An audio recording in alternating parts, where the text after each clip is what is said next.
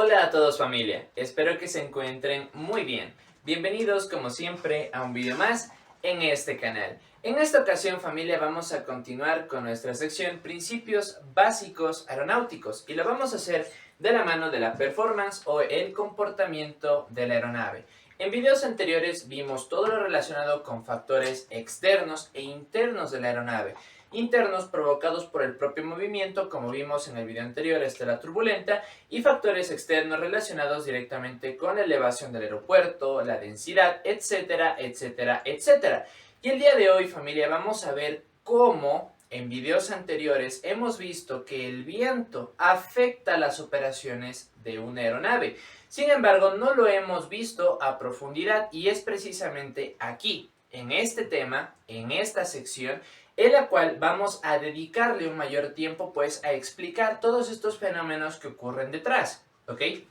Bien, lo primero que tenemos que decir es que el viento como tal provoca distintos tipos de comportamientos diferentes en las operaciones de la aeronave. No solamente, como hemos visto, debido al despegue y al aterrizaje, sino que también, incluso en estos tipos de procedimientos, además de encontrarse la aeronave en el aire, provoca, cuando el viento viene desde un costado y no es completamente proveniente de frente o detrás, una desviación de la aeronave hacia el lugar hacia el cual se desplaza el viento o la corriente de aire. Sin embargo, es precisamente aquí donde el piloto tiene que aplicar una determinada corrección en grados, es decir, en un tipo determinado de desviación en grados de la nariz de la aeronave para corregir la dirección e intensidad del viento con la cual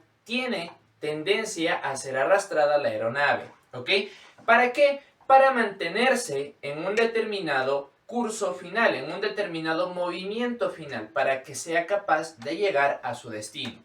Este es un pequeño preámbulo de lo que vamos a ver cuando analicemos las navegaciones, hagamos las navegaciones y precisamente tengamos en cuenta todos estos tipos de factores, ¿ok? Sin embargo, es importante tener en cuenta esto. ¿Por qué? Porque en el próximo video vamos a ver, no a profundidad, pero solamente vamos a recabar un poquito nada más en las tablas de una aeronave. Esto lo voy a hacer directamente haciendo uso de la computadora. ¿Para qué? Para que lo puedan ver con mayor profundidad. Pero bueno, en específico familia, el viento, es importante mencionar que en meteorología analizamos todo esto con mucha profundidad, ¿ok? Pero el viento tiene cierto tipo de comportamiento especial a la hora de interactuar con una aeronave, ¿ok? Bien, voy a representar aquí la superficie del planeta. Ahora, cuando una aeronave se encuentra en el terreno, la aeronave permanece quieta, estática en el terreno la gran mayoría del tiempo, o si no, si se encuentra en movimiento, lo hace a una velocidad mucho más baja. Ahora, ¿por qué tiene esto importancia? Porque no es lo mismo estar hablando de una aeronave que se ve afectada por las corrientes de viento o el desplazamiento del aire, mientras ya sea que se encuentra ganando velocidad en el despegue o perdiendo velocidad durante el aterrizaje. Aquí es muy importante el factor viento para que aerodinámicamente la aeronave sea capaz de ganar aerodinámicamente una mayor velocidad para poder salir a volar, o que en su caso, al detenerse la aeronave en tierra, el viento en contra le ayude a desacelerar, haciendo que aerodinámicamente también comience a incrementar la resistencia al avance de la propia aeronave, ¿ok? Pero esto cambia radicalmente cuando la aeronave se encuentra ahora en vuelo. ¿Por qué? Porque la aeronave ya tiene un movimiento inicial. ¿Qué movimiento? De desplazamiento hacia enfrente. Por lo tanto, como una fuerza natural, como vimos con las leyes de Newton, un objeto se mantendrá con su movimiento inicial hasta que se le aplique una fuerza que cambie su actitud. Ahora, hablando de la corriente de aire, cuando la corriente de aire viene en este sentido, ¿sí?, en contra de la aeronave, como la aeronave ya tiene un movimiento inicial de desplazamiento, la corriente de aire opuesta al movimiento lo que va a hacer es desacelerar a la aeronave, ¿ok? No solamente porque ésta ofrezca una mayor resistencia, sino que recordemos, aerodinámicamente la aeronave debe de mantenerse en unos límites, ¿sí?, de flujo de aire indicados en el velocímetro. Así que no solamente porque agregue resistencia la corriente de aire que viene de frente mientras la aeronave está en vuelo, sino que también para evitar que estructuralmente las operaciones de la aeronave pueden llegar a verse involucradas. Así que esto puede provocar que la aeronave tenga una actitud, ¿sí?, de resistencia al movimiento debido a la presencia del viento en contra. Como podemos darnos cuenta, completamente lo opuesto en el aire a lo que sucede cuando se encuentra en tierra.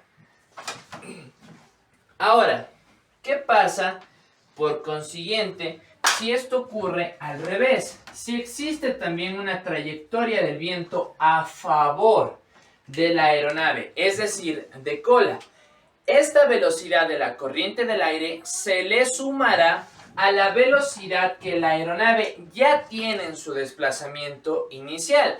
Por lo tanto, esto le permitirá ganar en relación al terreno una mayor velocidad.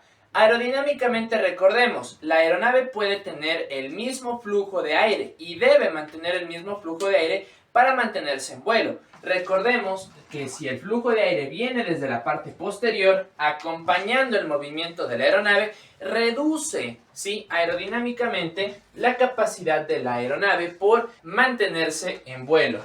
Por lo tanto, entre comillas, la aeronave tendrá que acelerar, ¿sí?, haciendo que a ojos del espectador en el terreno, la aeronave tenga una mayor velocidad. Y es de este concepto de donde nace la Ground Speed, también conocida como GS por sus siglas, ¿ok? ¿Por qué? Porque como mencionábamos cuando vimos el velocímetro, la Ground Speed es la corrección de la velocidad de la aeronave, velocidad verdadera, ¿por qué?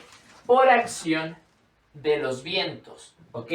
Vientos que interactúan durante el vuelo de la aeronave. Es necesario mencionar que este viento puede ser mayor o puede ser menor. Pero esto es importante, familia. ¿Por qué?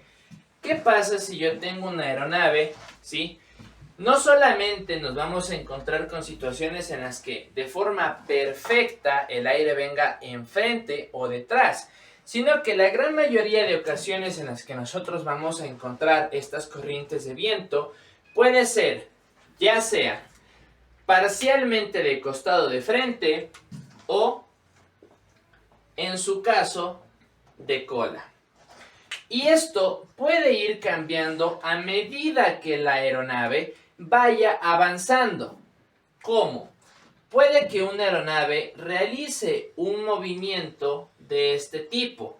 Por lo tanto, en principio, podemos tener, ¿sí?, viento de cola, cambiando a un viento de costado para convertirse en un viento completamente, ¿sí?, cruzado.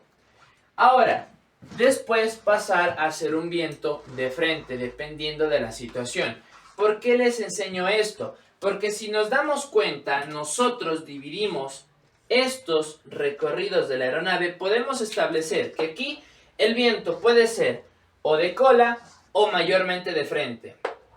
En esta sección, el viento puede ser cruzado y en esta sección igualmente puede ser o de cola o completamente de frente según sea el movimiento. Estableciendo estos segmentos en los cuales va a haber distintos tipos de viento, nosotros podemos tratar de averiguar de conseguir el tipo de corrección que nosotros debemos de aplicar según la cantidad y dirección del viento de donde éste provenga. Como decíamos, esto lo vamos a ver muchísimo más reflejado cuando veamos las navegaciones y travesías, porque ahí aplica esto y es un factor importante y crucial a la hora de realizar una navegación, ya que esto puede llegar a trasladar a la aeronave, ¿sí?, de forma imperceptible incluso al piloto, a los ojos del piloto, haciendo que ésta no llegue a su destino, sino que se desplace a otro, ¿ok? Y esta es la principal razón, el principal motivo por el cual incluso a veces llegan a perderse pilotos y aeronaves, porque no se tiene en cuenta este factor viento.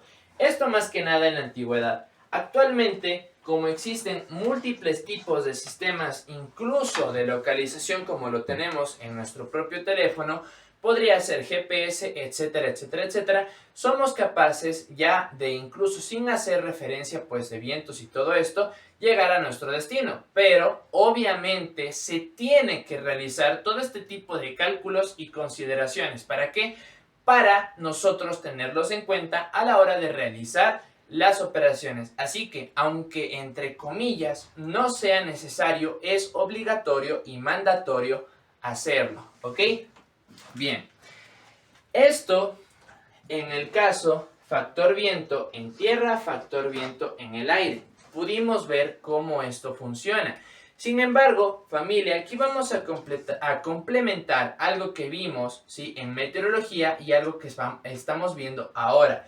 Vimos todo lo que tiene que ver con las estelas de aire turbulento. También lo vimos en el video anterior.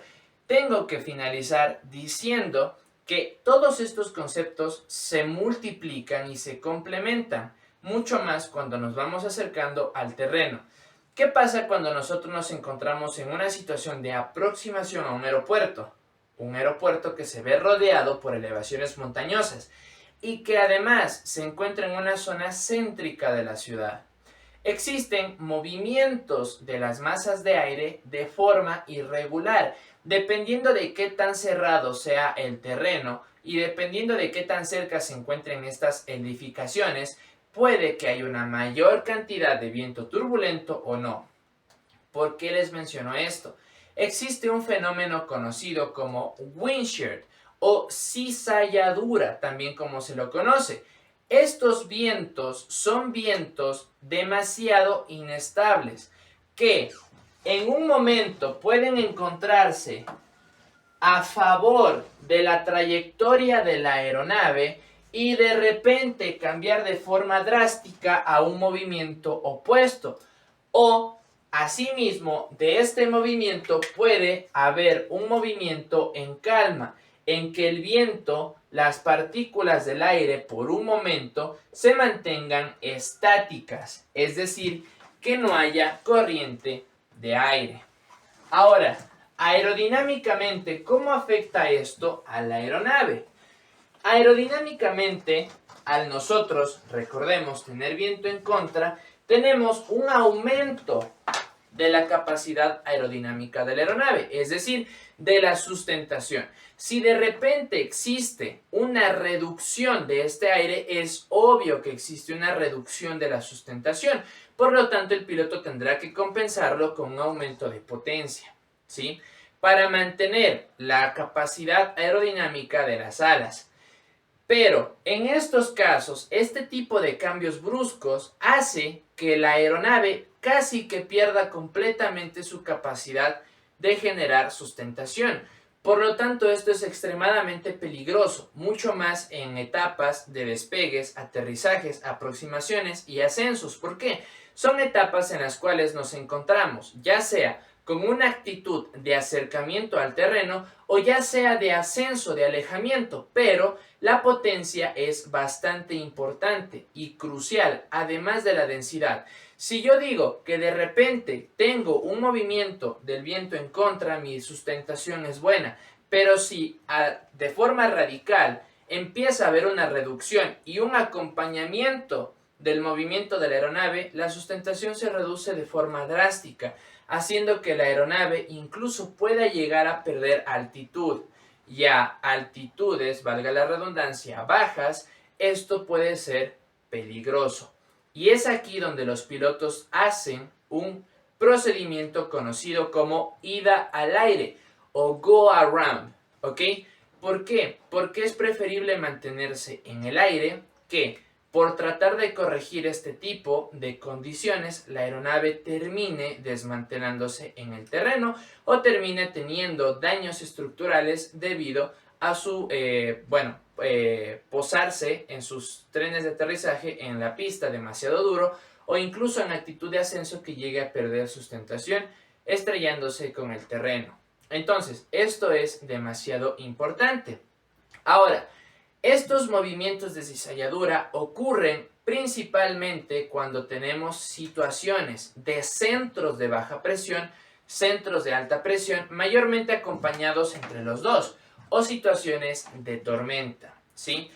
¿Por qué? Porque son situaciones en las cuales las corrientes de viento son demasiado inestables, van de un lugar a otro, de una zona de temperatura mayor o menor y un centro de alta a un centro de baja. Por lo tanto, estos movimientos son irregulares, ¿ok? Bien familia, entendiendo todo esto podemos avanzar con el siguiente video en el cual vamos a ver todos estos tipos de consideraciones de tablas que hemos mencionado a lo largo de estos videos, directamente los datos dados por el fabricante para un determinado tipo de aeronave, permitiéndonos a nosotros conocer cierto tipo de factores que nosotros podemos hacer uso para el despegue, aterrizaje o el propio comportamiento de la aeronave en el aire. De todo corazón familia, espero que este video les haya gustado. Si ha sido así, por favor denle like, compártanlo y háganmelo saber en la cajita de los comentarios. Suscríbanse y activen la campanita de las notificaciones para que estén al pendiente de los próximos videos que se van a estar subiendo en este canal. Para ustedes familia. Y sin más, me despido. Esto es Avexi y nos vemos en el próximo video.